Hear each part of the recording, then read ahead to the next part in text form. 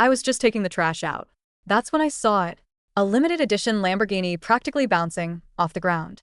Inside in the back seat, my two brothers were going at it like animals. With that orphan girl we took in, just hammering away.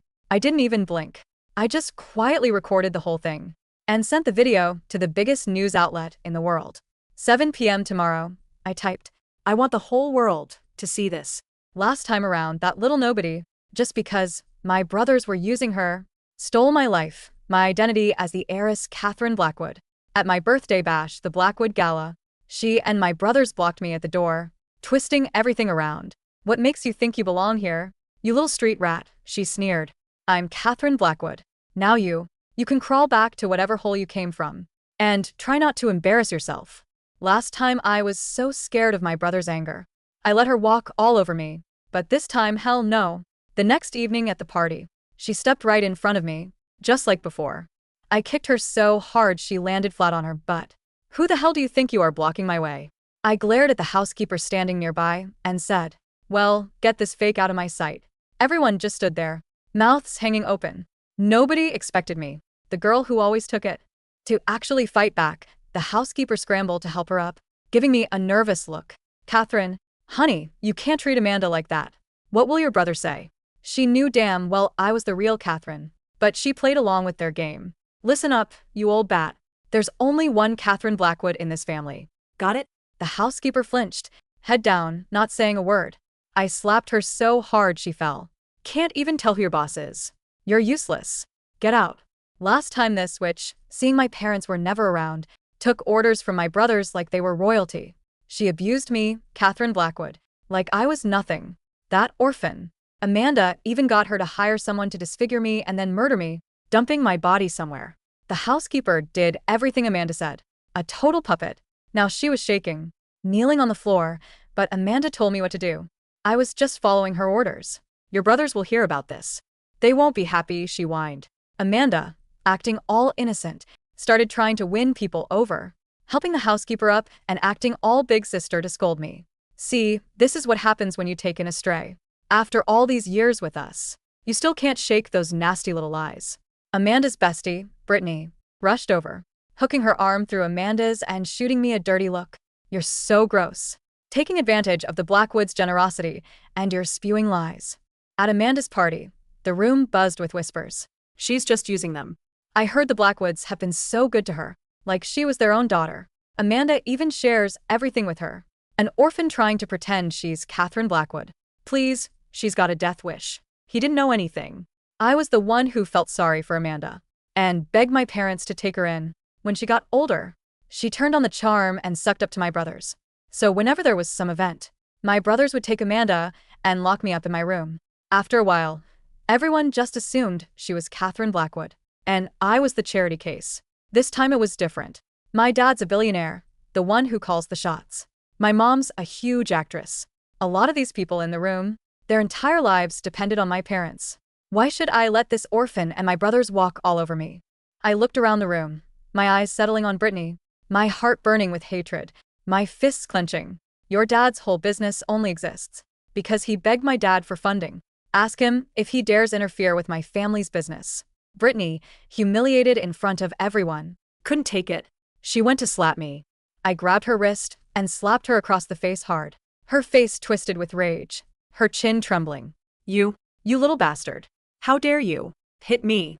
Amanda looked around, then screamed, Security, where are you guys?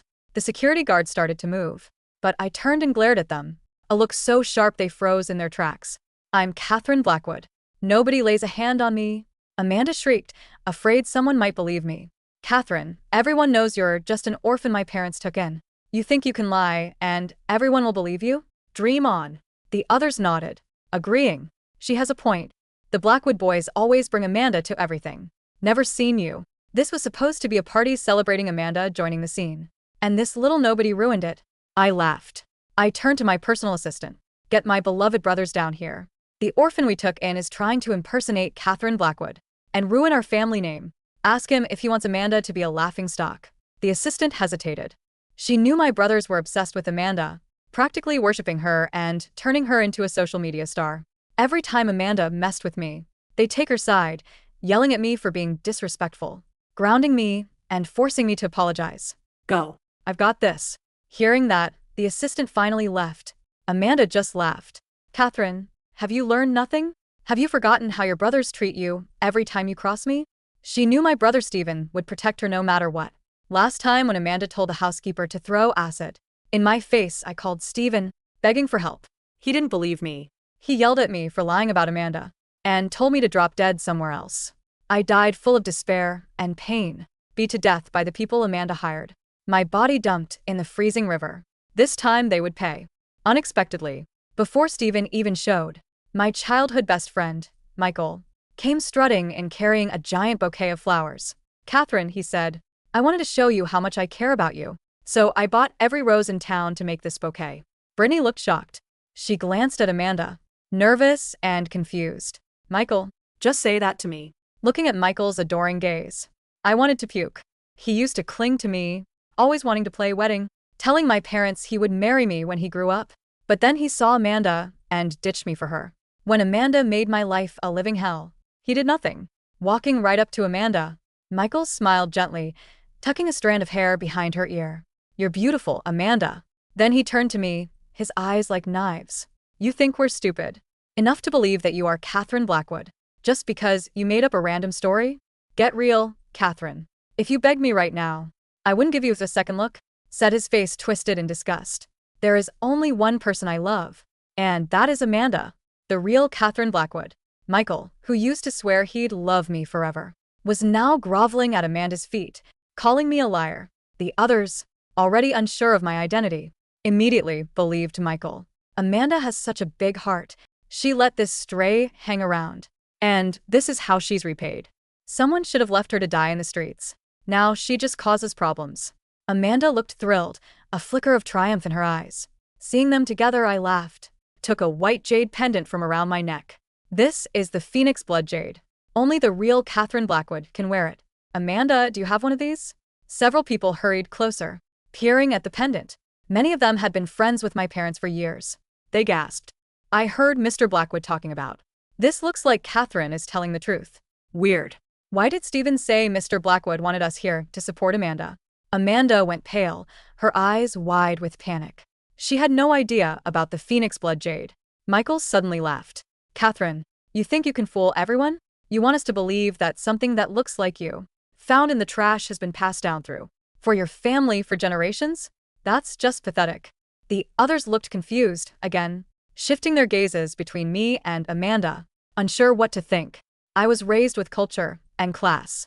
Amanda might have read books at my house, but you can't erase her ugly heart. She couldn't hide her envy. Panicked. Amanda tried to be brave. If you are Catherine Blackwood, why does Stephen take me to all the important events instead of you? Michael glared at me.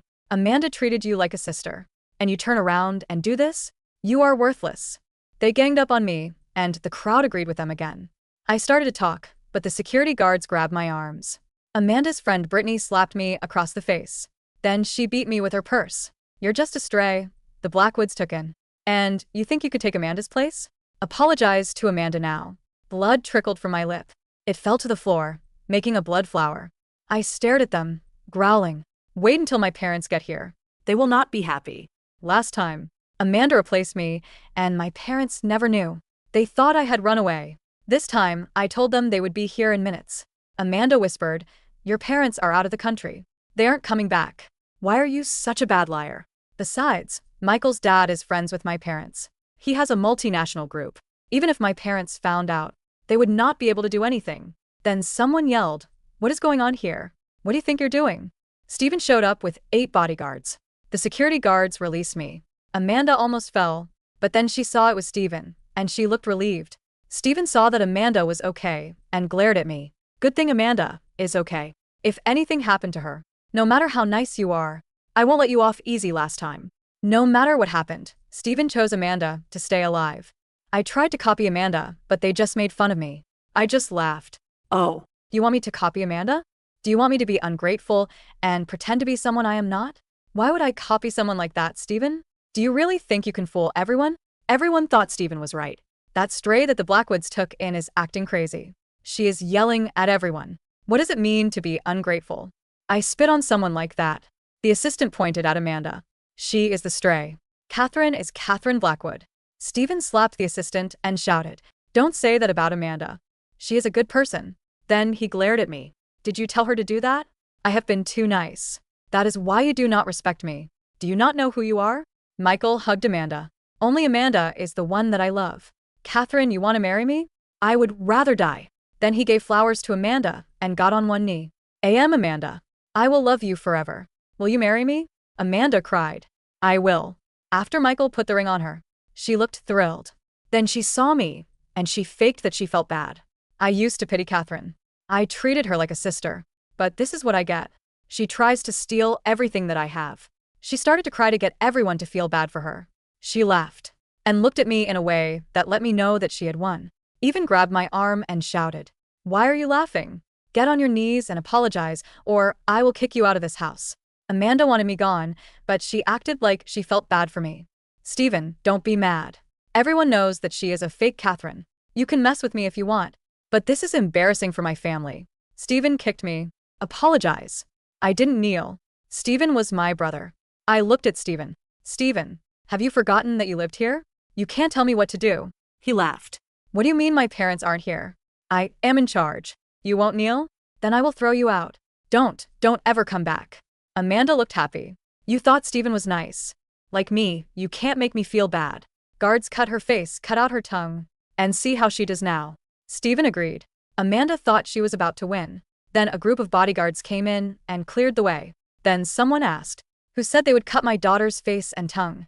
The heavy oak doors of the banquet hall didn't just open. They were violently thrown wide, slamming against the marble walls with a deafening crash that shook the crystal chandeliers. The security guards holding my arms flinched, their grips loosening as a sudden, suffocating silence descended over the room. The music died. The whispered gossip choked in the throats of the elite. Stepping through the threshold was Arthur Blackwood. My father didn't walk. He conquered space. He wore a bespoke charcoal suit, but right now he looked less like a billionaire CEO and more like a warlord who had just found out his kingdom was under siege. Beside him was my mother, Eleanor. Usually the picture of Hollywood grace, her face was currently carved from absolute ice. Behind them, a literal wall of elite, private military contractors. Fanned out, their hands resting ominously close to their holsters. "I will ask one more time." My father's voice was a low, terrifying rumble that vibrated in my chest. "Who gave the order to mutilate my daughter?" Stephen's face drained of all color. The arrogant sneer he had worn just seconds ago melted into the terrified expression of a little boy caught playing with matches. "Dad?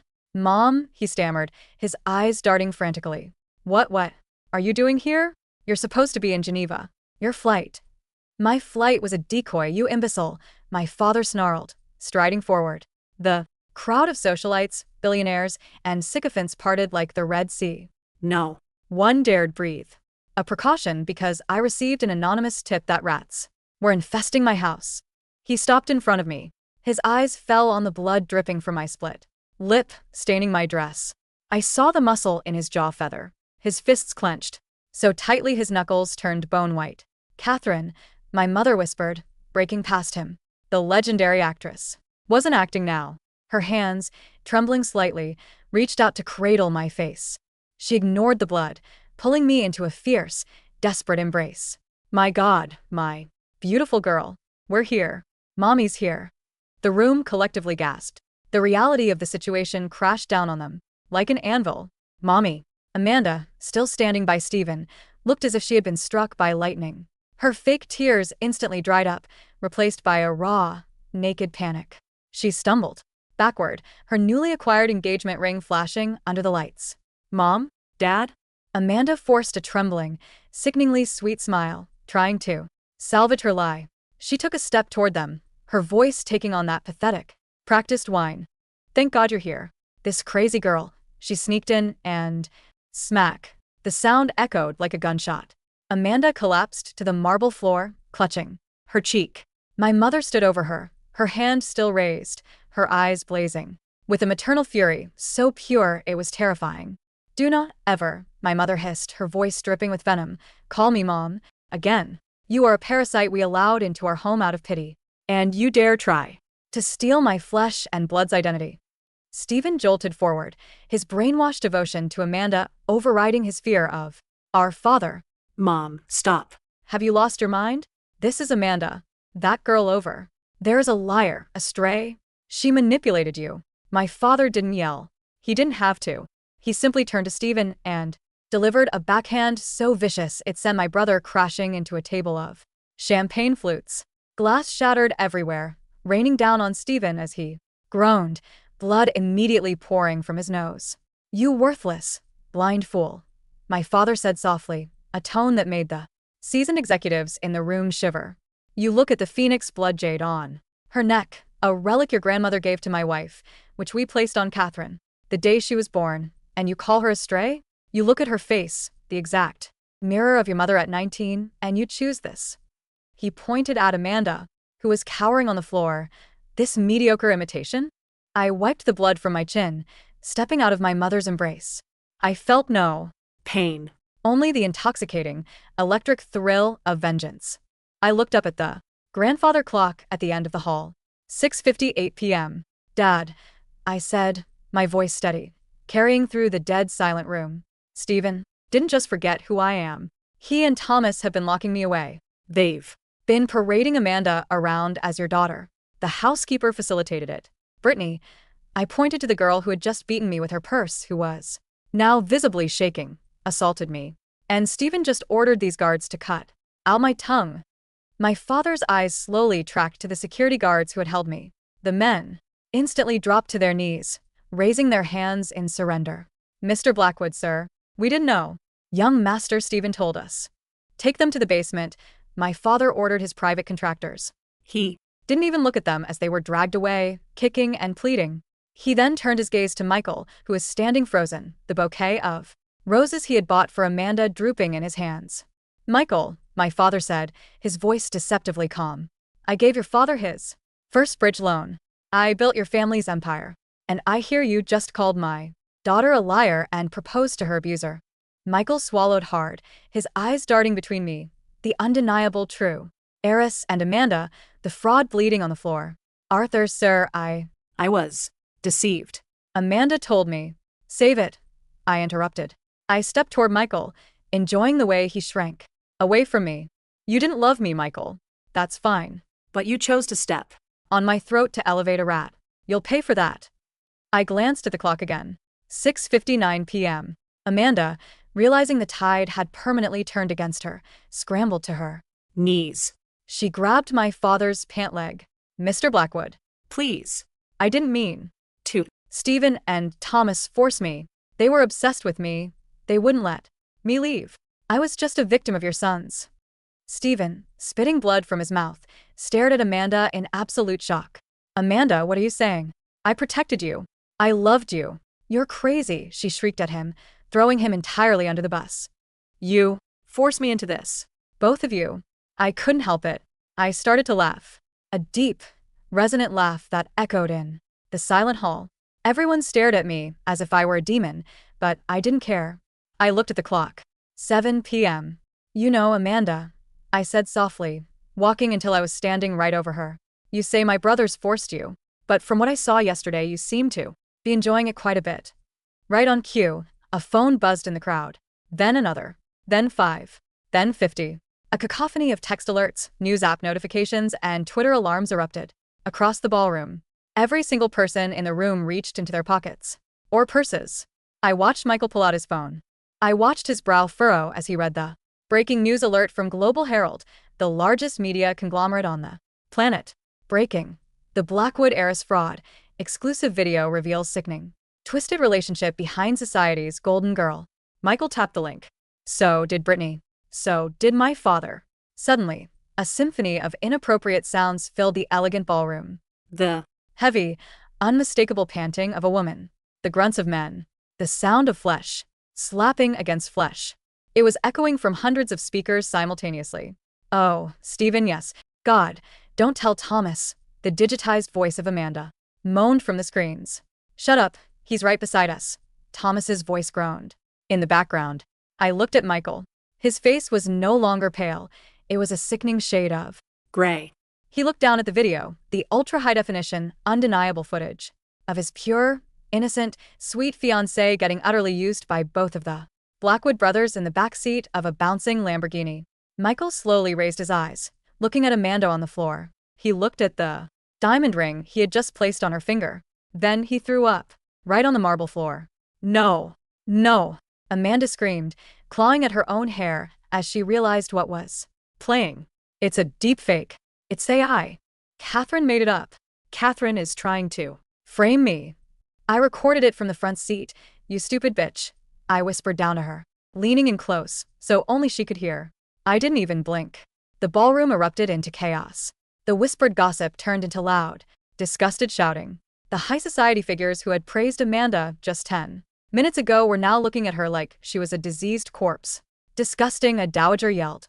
Like animals. And she had the nerve to accept a proposal? She's a prostitute the brothers brought into the house. Brittany, Amanda's so-called best friend, looked completely horrified. She Dropped her purse, the one she had hit me with, and tried to back away into the crowd. Brittany, I called out, my voice slicing through the noise. She froze. Where are you going? Weren't you just talking about how much you admired Amanda's big heart? Brittany turned back, tears of humiliation streaming down her face. Catherine, Miss Blackwood, I didn't know. I swear I didn't know. My father, I said, looking over at Arthur, whose face was a mask of apocalyptic rage as he stared at his phone, will be liquidating his investments in your family's company by 9 a.m. tomorrow. You might want to go home and tell your father to pack his bags. Brittany let out a choked sob and literally ran from the room in her designer heels. My father slowly lowered his phone. He walked over to Stephen, who was still on the floor, staring blankly at the ceiling, utterly destroyed by Amanda's betrayal and his own public exposure. Stephen, my father said, his voice completely dead, devoid of any paternal warmth. You and Thomas are no longer my sons. As of this second, you are disinherited. Your trust funds are drained. Your credit cards are canceled. The clothes on your back belong to me. Dad, please. Stephen sobbed, finally realizing the magnitude of his ruin. I was brainwashed. She cast a spell on us. Take off the jacket, my father demanded. Stephen hesitated. Take off the damn jacket, my father roared. Trembling, Stephen stripped off the Tom Ford tuxedo jacket. The watch, my father commanded. Stephen unclasped the Rolex and dropped it. The shoes. Now get out of my sight before I kill you myself. Stephen, bleeding, in his socks and a wrinkled undershirt, crawled backward. Before scrambling to his feet, he looked at Amanda one last time, a look of pure, unadulterated hatred, before fleeing the ballroom, a disgraced ghost of a man. Michael, having wiped his mouth, suddenly lunged forward. He grabbed Amanda by the hand, violently yanking her up. She shrieked as he gripped her finger, tearing the diamond ring off so forcefully it drew blood. You whore, Michael spat, his cultured facade entirely shattered. You absolute garbage. He threw the ring into the crowd and stormed out, his life and reputation permanently stained by his association with her. Amanda was left alone in the center of the room. The false heiress. The exposed fraud. She looked around, her chest heaving, realizing that every single door of high society was now permanently welded shut against her. She locked eyes with me, and in a moment of pure, desperate madness, she lunged at me, her manicured nails aimed at my eyes. I'll kill you. You took everything from me. She didn't make it 2 steps. My mother, Eleanor, moved with terrifying speed. She grabbed a heavy, silver, champagne bucket from a nearby stand and swung it like a baseball bat. It connected with the side of Amanda's head with a sickening crack. Amanda collapsed like a puppet with its strings cut, out cold on the blood-stained marble. My mother calmly set the dented bucket down and adjusted her diamond necklace. She looked at the crowd of stunned socialites. The party is over, she announced smoothly. Please see yourselves out. Security will validate your parking. 2 years later, I stood by the floor-to-ceiling window of the CEO's office at Blackwood Enterprises, looking down at the sprawling, rain-slicked streets of New York City. The city looked like a glittering circuit board, pulsing with life and power. My power. After the gala, my father made good on his word. He stepped down as acting CEO, focusing on his investments, and handed the reins of the empire directly to me. I had proven I possessed the sheer, ruthless calculation required to run a multi-billion-dollar conglomerate. Behind me, the heavy mahogany door opened, and my personal assistant, the very same one Stephen had slapped 2 years ago, walked in, carrying a tablet. "Miss Blackwood," she said, her tone filled with absolute respect. "The final reports are in regarding the restructuring, and I have the updates you requested on the, external subjects." "Read them to me, Sarah," I said, taking a sip of my black coffee. "Brittany's family declared bankruptcy last month. Her father is facing federal charges for embezzlement, trying to cover the massive debts after Blackwood Enterprises pulled its funding. Brittany is currently working as a cashier at a diner in upstate New York." I smiled softly against the rim of my mug. "Good. Let's make sure she never gets promoted to shift manager by the diner." "Consider it done." Sarah noted it on her tablet. As for Michael, his family's logistics company was absorbed by our rivals. Michael tried to leverage his degree, but no one in the industry will hire the man who was publicly cuckolded by the Blackwood brothers. He developed a severe substance abuse problem. He's currently in a state-funded rehab facility. "A pity," I murmured mockingly. "And my former brothers?" Sarah's expression turned grim. "Thomas is serving a 5-year sentence for securities fraud. Without your father's legal team to protect him, his past indiscretions caught up with him fast. As for Stephen, he's homeless. He was spotted last week sleeping under the 4th Street overpass. He talks to himself, mostly screaming about how he was the heir." "Leave Stephen exactly where he is," I instructed. "I want him to live a long life in the gutters he thought I belonged in." "And what about the housekeeper?" "Martha," Sarah read, "was convicted of grand larceny, embezzlement, and conspiracy to commit grievous bodily harm based on the recovered text messages between her and Amanda. She got 15 years. She won't survive 5 in maximum security." I turned away from the window, walking over to my massive oak desk. I traced the edge of it with my finger. "And the star of our show?" Sarah swallowed. Amanda's trial had been the media circus of the decade. Once my father's lawyers got involved, they dug up every single dirty secret she had. They proved she had been embezzling from our accounts, that she had ordered the security guards to maim me, and most importantly, they brought the full weight of the media against her. The public, who once loved the rags-to-riches orphan, turned on her with the ferocity of starved wolves. "She was transferred to Rikers Island yesterday," Sarah reported. "General population. The other inmates, they watched the video, Miss Blackwood. They know who she is. They know she's the girl who thought she was better than everyone else, who played the victim while using people. The warden reports she was severely beaten in the cafeteria this morning. Her jaw is wired shut." I closed my eyes, taking a deep breath. In my past life, I had died shivering in a freezing river, my face melted by acid, my body battered by the thugs Amanda had paid, crying out for a brother Who told me to drop dead. I had died, feeling like a nobody, a ghost in my own life. I reached up and touched the cool, smooth surface of the phoenix blood jade, resting against my collarbone. "Send a generous donation to the Rikers Island Guards Pension Fund," I told Sarah, opening my eyes. They were cold, clear, and utterly merciless. "Tell them to look the other way. Let her experience exactly what it feels like to scream for help and have no one come." "Yes, Miss Blackwood," Sarah said, bowing her head before stepping out of the office. I stood alone in the silence of my empire. The storm raged outside against the reinforced glass, but inside I was warm. I had taken back my name, my life, and my destiny. I am Catherine Blackwood, and my enemies were nothing but ash beneath my heels.